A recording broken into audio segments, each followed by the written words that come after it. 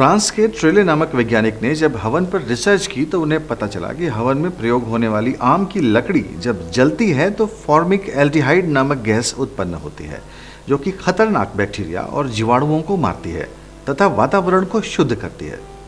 इस रिसर्च के बाद ही वैज्ञानिकों को इस गैस और इसे बनाने के तरीके का पता चला। गुड़ को जलाने पर भी यही गैस उत्पन्न होती है।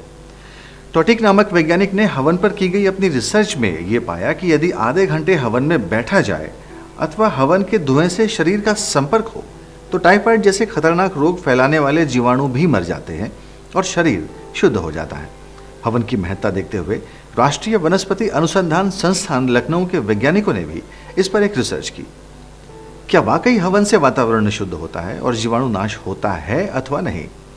उन्होंने ग्रंथों में वर्णित हवन सामग्री जुटाई और जलाने पर पाया कि ये विषाणु नाश करती है। फिर उन्होंने विभिन्न प्रकार के धुएं पर भी काम किया और देखा कि सिर्फ आम की लकड़ी 1 किलो जलाने से हवा में मौजूद विषाणु बहुत कम नहीं हुए, पर जैसे ही उसके ऊपर आधा किलो हवन सामग्री डालकर जलाई गई तो 1 घंटे के भीतर ही कक्ष में मौजूद बैक्टीरिया का स्तर 94% कम हो गया। यही नहीं, उन्होंने आगे भी कक्ष की हवा में मौजूद जीवाणुओं का परीक्षण किया और पाया कि कक्ष के दरवाजे खोले जाने और सारा धुआं बाहर निकल जाने के 24 घंटे बाद भी जीवाणुओं का स्तर सामान्य से 96% कम था। बार बार परीक्षण करने पर ज्ञात हुआ कि इस एक बार के धुएं का असर लगभग 1 माह तक रहा और उस कक्ष की वायु में विषाणु स्तर 30 दिन बाद भी सामान्य से बहुत कम था।